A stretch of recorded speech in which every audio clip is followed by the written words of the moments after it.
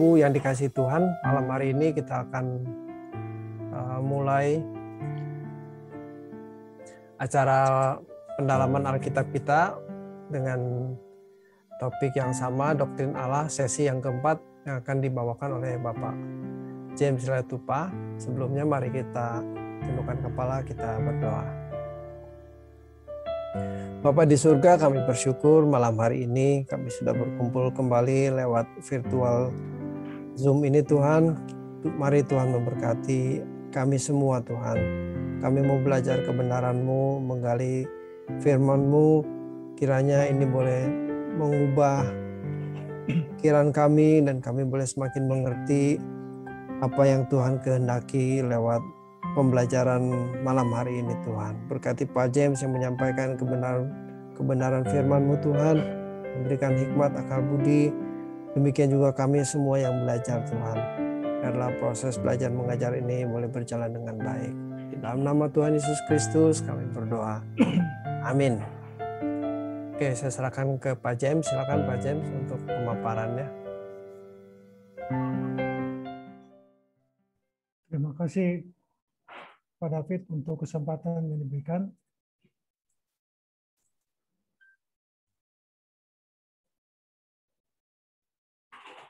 Salam Bapak Ibu Saudara sekalian. Pada malam hari ini saya akan menyampaikan doktrin Allah di sesi yang keempat. Dalam sesi yang keempat ini ada 5 topik yang akan disampaikan, yaitu Allah Maha Kuasa, yang kedua Allah Maha Kasih, ketiga Allah yang setia, yang keempat Allah yang tidak terbatas, dan kelima Allah Maha Sempurna. Pertama mengenai Allah Maha Kuat atau Maha Kuasa.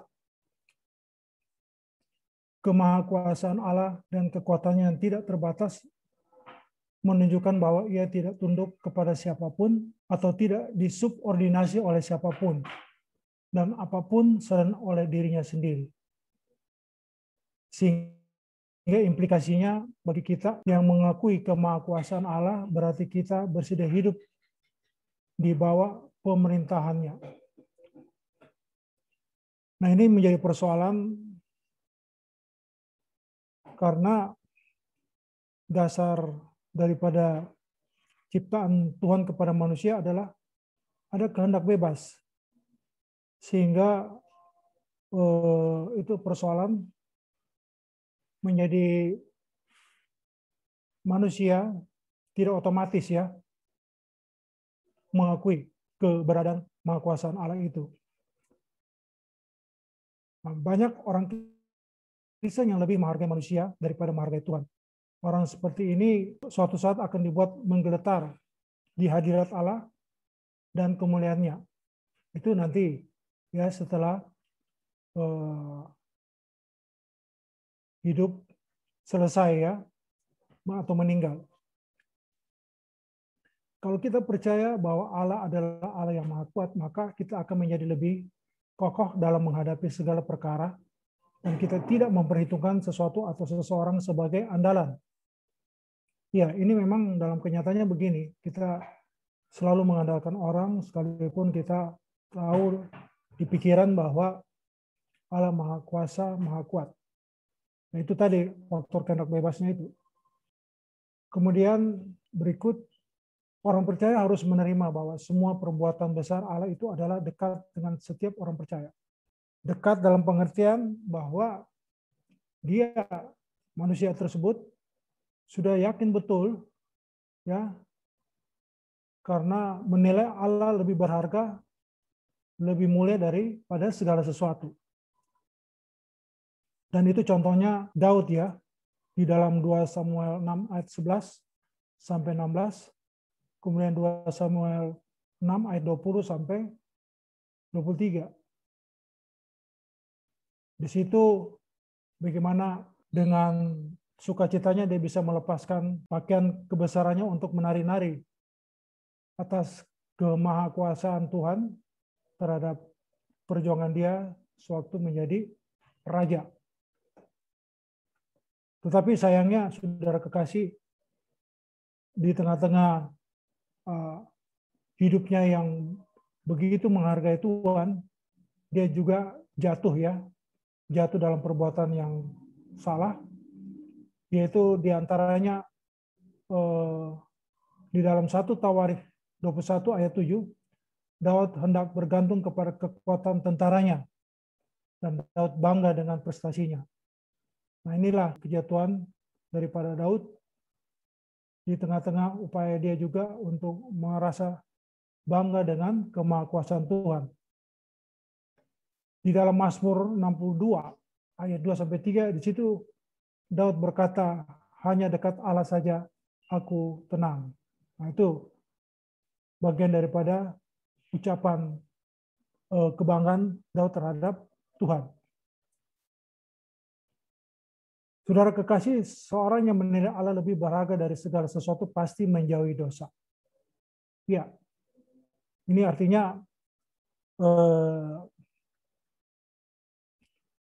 dekatnya dengan Tuhan itu berarti tahu maunya Tuhan. Dan tentu di situ dengan dekat dengan Tuhan, kita tahu maunya, sehingga kita dapat menjauhi dosa. Dan ini dibuktikan juga dengan Yusuf menolak permintaan istri Potifar untuk berbuat dosa di dalam Kejadian 39. Jadi saudara kekasih, kita sebagai manusia itu mudah memberi kesan seolah-olah kita menghormati Tuhan. Tetapi sebenarnya memiliki sikap hormat yang sesungguhnya kepada Dia hanya Tuhan yang tahu. Ya, ini yang kita harus evaluasi diri, bahwa menghormati Tuhan itu hanya Tuhan yang tahu daripada orang sekitar kita. Untuk menghayati keberadaan Tuhan ini dibutuhkan perburuan yang serius terhadap hal-hal rohani. Jadi saudara kekasih, di tengah-tengah kesibukan kita mengisi hari-hari hidup kita yang hanya sementara atau fana ini, tetap dibutuhkan ekstra perburuan tentang hal-hal rohani. Ya, yaitu takutlah akan Dia. Di dalam Matius 10 ayat 28 dikatakan di situ bahwa takut akan Dia artinya kita hidup menghormati. Ya, jadi bukan karena takut karena ingin mendapatkan kebutuhan jasmani, tetapi adalah kebutuhan tentang hal-hal rohani. Nah, itulah yang perlu sehingga kita bisa mengembangkan bagaimana sikap hormat kepada Tuhan itu dari waktu ke waktu. Kita menyatakan memiliki ketenangan dalam Tuhan. Nah, ini salah satu situasi menghormati, bila iya di sana juga ada ketenangan. Tetapi di sini dikatakan bahwa kita menyatakan memiliki ketenangan dalam Tuhan karena Tuhan dijadikan andalan untuk bisa lolos dari segala masalah dan memperoleh pemenuhan dari segala kebutuhan. Ini tidak tepat ya dikatakan hormat, ini justru tidak menghormati Tuhan. So, kalau menghormati Tuhan, kita mendahulukan perkara-perkara rohani. Sebab kalau hal-hal yang jasmani kita hanya memperalat Tuhan. Nah, bagaimana selanjutnya ya? Setelah menghormati, kita menjadi Tuhan sebagai sumber kebahagiaan. Pertama, harus menyadari betapa rentannya hidup ini. Hari ini sehat, besok belum tentu keadaannya sama. Hari ini masih hidup, tetapi tidak seorang pun berani memastikan besok masih hidup. Ini perlu direnungkan oleh kita semua ya. Kemudian yang kedua, harus menyadari bahwa manusia hidup berkisar hanya 70 tahun. Setelah itu semua yang dimiliki harus ditinggalkan. Bukan hanya itu saja, tetapi setelah itu harus menghadapi tahta pengadilan Allah. Jadi di dalam mempersiapkan diri kita ya, menghadapi kekekalan, di samping menghormati Tuhan ya, bagaimana mencapai ketenangan, menghadapi kebahagiaan, itu dalam rangka mengisi ya persiapan kita untuk kekekalan. Jadi bukan hanya kebahagiaan yang sementara. Kemudian kita lanjut kepada topik yang berikut adalah Allah Maha Kasih. Firman Tuhan mengatakan akan tetapi Allah menunjukkan kasih-Nya kepada kita oleh karena Kristus telah mati untuk kita ketika kita masih berdosa, di dalam Roma 5 ayat 8. Di sini adalah kasih yang dinyatakan oleh Tuhan sendiri ya untuk manusia. Tuhan Yesus Allah yang Maha Tinggi itu rela diperlakukan demikian keji ya saat-saat Ia sebelum mati di kayu salib, menderita lebih dahulu sebelum mati di kayu salib dengan tubuh yang nyata ya. Ini ada satu penyampaian oleh ada salah seorang teolog, Cicero namanya, seorang sejarawan dan teolog terkenal mengatakan bahwa salib adalah hukuman yang terkejam di sepanjang sejarah dunia. Ya, itu Yesus sudah mengalami hal-hal tersebut. Jadi kalau dikatakan kasih itu adalah isi pokok dari jiwa. Injil di Perjanjian Baru, Allah yang terlebih dahulu mengasihi kita melalui korban Kristus. Iya, Allah terlebih dahulu mengasihi kita, sudah kekasih. Kita dicipta juga oleh Dia. Dan untuk itu kita bisa menghormati Dia, ya. Kita bisa mengasihi Dia untuk kemuliaan nama Tuhan sendiri. Bapak Ibu Saudara sekalian, Allah memberikan dirinya bagi kita, itulah Injil, ya. Di dalam Injil Allah sendiri memberikan dirinya melalui Yesus hadir di bumi. Tetapi di samping itu Allah juga menuntut diri kita, yaitu perintah-perintahnya ya. Kasih yang dijelaskan di atas adalah kasih yang menyelamatkan. Jadi kasih bukan untuk kepentingan-kepentingan sementara, tetapi untuk kepentingan kekekalan. Ada kasih yang disebut sebagai kasih yang mendewasakan. Nah ini dia, ya, kasih mendewasakan. Kasih ini dinyatakan dalam bentuk pendewasaan. Allah menghajar untuk kedewasaan anak-anaknya supaya anak-anaknya mengambil bagian dalam kekudusan Allah. Hidup tidak bercacat dan bercela. Saudara kekasih, hal ini telah dinyatakan di dalam Yesus Kristus. Kasih Allah ialah kasih kepada orang yang jatuh dalam dosa, orang yang jahat, orang yang fasik. Di dalam kasih itulah terletak sumber kasih kita kepada sesama manusia. Di dalam Yesus Kristus, Allah telah menyatakan apa peri kemanusiaan itu di dalam, dan karena Yesus Kristus barulah kita dapat mengenal sesama manusia. Jadi di sini pemahaman sesama manusia itu dicontohkan terlebih dahulu oleh Tuhan Yesus. Kemudian kasih kepada sesama manusia di dalam Alkitab dapat kita lihat dari perumpamaan orang Samaria yang murah hati. Tuhan Yesus menyatakan bahwa bukanlah kita sendiri menentukan siapa yang menjadi sesama manusia kita, tetapi Allah yang menentukan. Allah juga menentukan untuk siapa kita layak menjadi sesama manusia. Selayaknya kita harus mempunyai kasih yang dimulai dari orang-orang di sekitar kita. Galatia 6 ayat 10.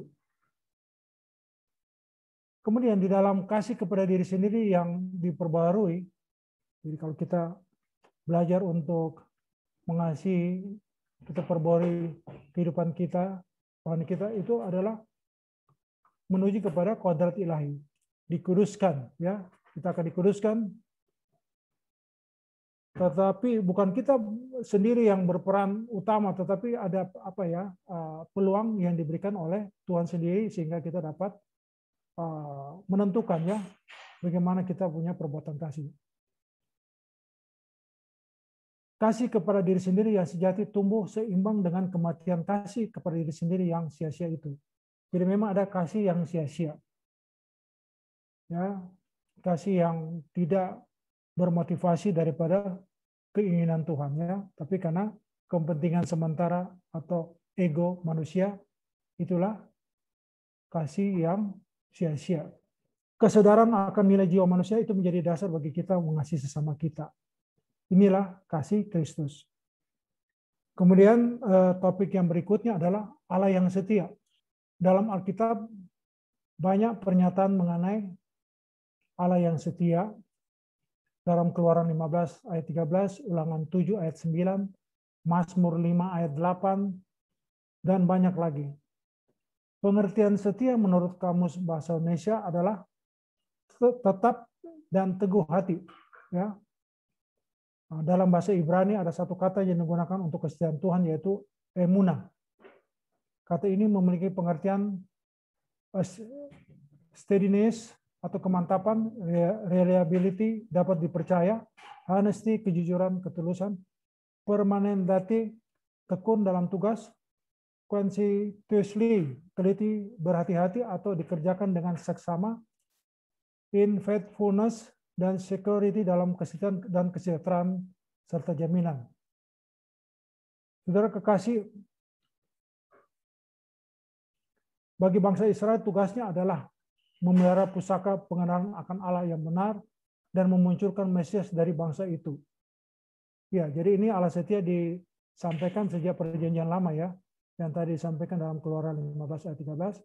Kemudian pengenalan akan Allah yang benar dapat muncul dalam Mesias yang hadir di dalam Yohanes 4 ayat 22. Bagi umat pilihan perjanjian baru, mereka harus meneruskan karya keselamatan Allah dalam Yesus Kristus sampai ke ujung bumi. Kemudian berikut Allah yang setia adalah berbicara mengenai kesetiaan Allah tentu tidak bisa dipisahkan dengan kesabarannya. Oleh karena Allah sabar, maka Allah bisa menanggung atau memikul kenyataan ketidaksetiaan umatnya terhadap dirinya. Mazmur 86 ayat 15. Jadi kesabaran yang Allah Bapa miliki adalah kesabaran yang sama sekali berbeda dengan kesabaran siapapun. Sampai batas tertentu, Tuhan tidak akan mentolerir kesalahan. Ya. Ini ada peringatannya untuk kita tahu bahwa Tuhan punya batas. Ya. Kemudian di dalam Roma 11 ayat 28 dikatakan bahwa ditinjau dari Injil, di sini dikatakan soal yang ketidaksetiaan, dikatakan bahwa ditinjau dari Injil mereka adalah musuh Allah, tetapi ditinjau dari keturunan mereka adalah kekasih Allah karena mereka anak-anak Abraham. Nah, ini Roma 11:28 mengenai umat perjanjian lama ya. Jadi betapa hebatnya ya, hebatnya kesetiaan Allah kepada orang-orang menjadi kekasihnya. Kemudian berikut dari Wahyu 2 ayat 10 atau Wahyu 17 ayat 14 dapat kita tahu bahwa betapa pentingnya kesetiaan itu. Tanpa kesetiaan maka sia-sialah apa yang sudah kita lakukan bagi Tuhan. Tanpa kesetiaan percumalah penginian kita kepada Tuhan selama bertahun-tahun. Karena Tuhan memerintahkan atau menghendaki agar kita setia kepadanya. Dengan demikian dapat kita katakan bahwa pergumulan untuk menang adalah pergumulan untuk tetap setia. Kemenangan ini identik dengan lulus, ya. Jadi kesetiaan itu butuh perjuangan, saudara kekasih, ya. Ada dua jenis kesetiaan Kristianis sebagai berikut. Pertama, kesetiaan sebagai umat kepada Allahnya. Kesetiaan ini berkaitan dengan ibadah kepada Tuhan. Kalau seorang menjadi umat Allah, maka ia dituntut untuk setia kepada Allahnya dalam beribadah. Ini berarti seseorang harus tetap memuji, menyembah, memuja. Sebagai satu-satunya objek ibadah adalah Allah sendiri. Tuhan menghendaki kita beribadah dengan setia. Yosua 24 ayat 14. Kemudian kedua, kesetiaan seseorang anak kepada bapaknya. Kesetiaan di sini adalah kesetiaan yang berkaitan dengan kebutuhan melakukan segala perintah hukum-hukumnya. Oleh sebab Tuhan Yesus berkata bahwa kita harus mengasihi Tuhan lebih dari mengasihi siapapun dan apapun juga di dalam Lukas 14 ayat 26.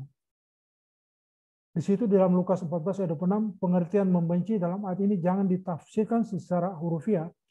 Ayat ini maksudnya adalah bahwa kasih kita kepada Tuhan Yesus harus melebihi kasih kita kepada siapapun dan apapun juga. Oleh sebab itu, Tuhan tidak menghendaki ada satu ikatan apapun dalam hati kita yang mengganggu hubungan kita dengan Tuhan.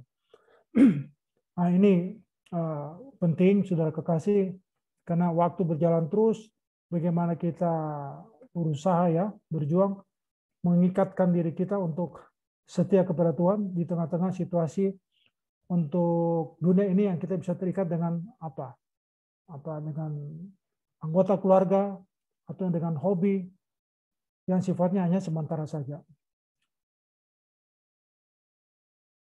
Kemudian sudah kekasih, kita masuk ke topik yang berikutnya adalah Allah yang tidak terbatas. Memang Allah tidak terbatas dalam kuasanya, kecerdasannya, hikmatnya, kekuasaan kerajaannya, dan tahtanya. Tetapi untuk beberapa hal tertentu ternyata Allah terbatas, atau lebih tepat sebagai membatasi dirinya. Dan demikian Allah bukanlah Allah yang serba tidak terbatas. Dalam Nahum 1 ayat 2-3 dikatakan bahwa Allah panjang sabar, tetapi hanya panjang, bukan tanpa batas. Berbeda ya. Allah panjang sabar, tetapi hanya panjang, bukan tanpa batas. Faktanya, batas kesabaran Allah bisa habis. Oleh karenanya Allah bisa menghukum dan dendamnya dilampiaskan. Jadi seperti ketika murkanya sudah sampai level tertentu, maka ia menghancurkan bumi dengan air bah, ya, membakar Sodom dan Gomora. Ya. Itulah buktinya ya. Jadi sebenarnya yang terbatas adalah kemauannya atau kehendaknya, bukan kemampuannya. Jadi kemampuannya tidak terbatas, tapi kemauannya terbatas. Oleh karena perilaku kita sebagai umatnya. Persoalannya adalah apakah kuasa Tuhan bisa menjadi terbatas oleh karena kehendaknya? Apakah bisa dibedakan antara tidak mampu dan tidak mau dalam diri Allah? Ia mampu tetapi ia tidak mau, sehingga ia tidak mampu. Hal ini akan membawa kita kepada suatu pengertian bahwa Allah tidak akan pernah bersalah. Ia tidak mau dan tidak mampu berbuat salah. Allah yang tidak terbatas, selanjutnya apakah Allah terbatas? Tentu tidak dalam segala hal. Misalnya dalam kasus apakah Allah bisa melupakan sesuatu? Bisa saja kalau ia berkehendak atau melupakannya. Allah melupakan dosa-dosa kita, berarti Allah dapat membatasi diri untuk tidak mengingatnya dan menjadi murka, tetapi menggantikan dengan kasih karunia dan anugerah seakan-akan kita tidak pernah berbuat suatu kesalahan. Yesaya 43 ayat 25. Kemudian saudara kekasih, oleh sebab itu kalau ada orang yang berusaha mengatur Tuhan, itu berarti ia mau menjadi Tuhan bagi dirinya sendiri dan juga bagi ini iman atau berani mengklaim berkat Tuhan, maka berkat Tuhan akan diberikan. Dalam hal ini seakan-akan iman atau berpikir positif dapat mengatur Tuhan, sehingga Tuhan memberi berkat finansial. Memang ada pengusiran setan yang harus dilakukan dengan puasa. Ini bukan untuk masalah doa pribadi atau keinginan pribadi, tetapi untuk kepentingan pekerjaan Tuhan. Karena kemiskinannya terhadap kebenaran sampai dikesankan kalau doa kita intensif dan puasa gencar, maka Allah tidak akan mampu menahan berkatnya. Ini penjelasan tentang orang-orang yang keliru di dalam menanggapi akan Allah yang tidak terbatas, ya. Jadi seolah-olah menjadi mengatur Tuhan atau menjadi Tuhan terhadap diri sendiri. Kemudian dalam ini terjadi penggambaran Allah seperti Allah agama-agama lain yang bisa diatur dengan sesajen dan syarat-syarat tertentu. Memahami bahwa Allah adalah Allah yang tidak dibatasi oleh siapapun dan apapun, tetapi dibatasi oleh kehendaknya sendiri, maka yang harus kita lakukan adalah menghormati Tuhan. Diingatkan bahwa berdoa bukan hanya mengajukan suatu permintaan, tetapi berdialog.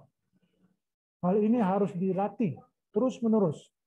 agar kita menjadi orang percaya yang dewasa. Latihannya adalah belajar untuk menerima bahwa kehendak Tuhan yang harus jadi bukan kehendak kita. Nah ini, jadi kehendak Tuhan saja yang jadi, saudara kekasih. Kemudian Allah Maha Sempurna. Kesempurnaan Allah berarti berbicara mengenai keberadaannya yang tidak bercacat dan tidak bercela.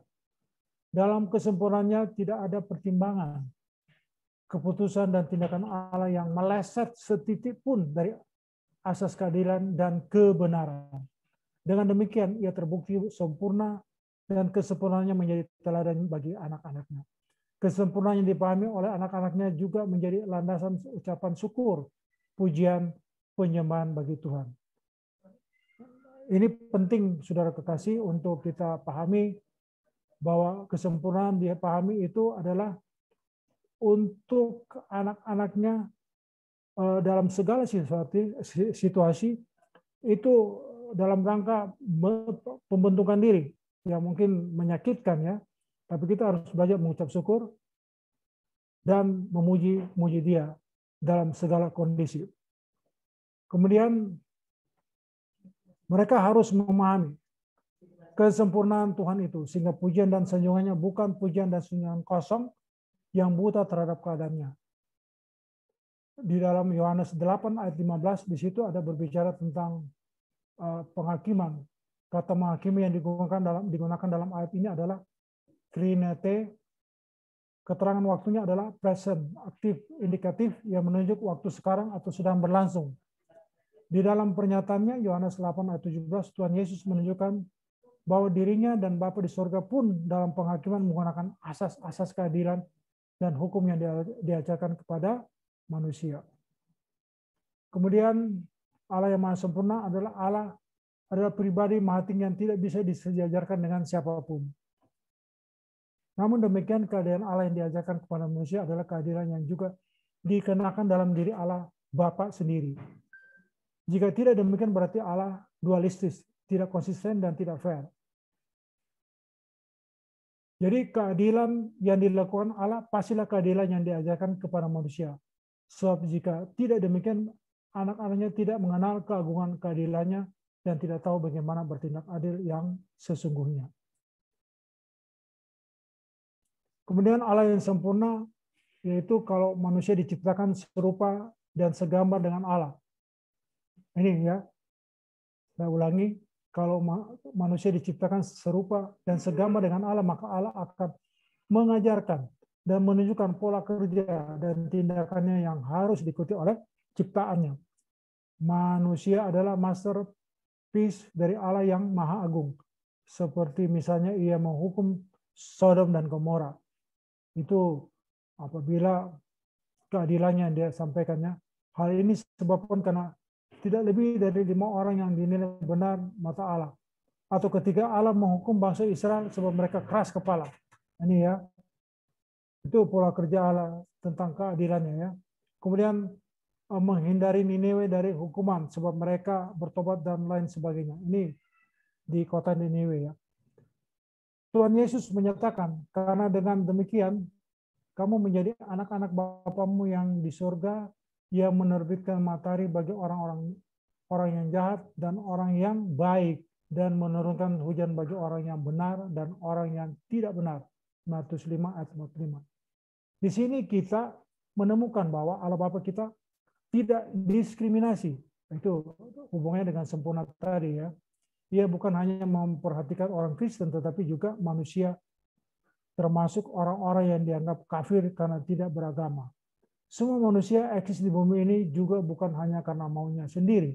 Allah yang mengizinkan mereka hadir di bumi sebagai Bapa segala roh, Ibrani 12 ayat 9, maka ia memberi pemeliharaan secara jasmani dengan adil apabila mengikuti segala perintah-perintahnya.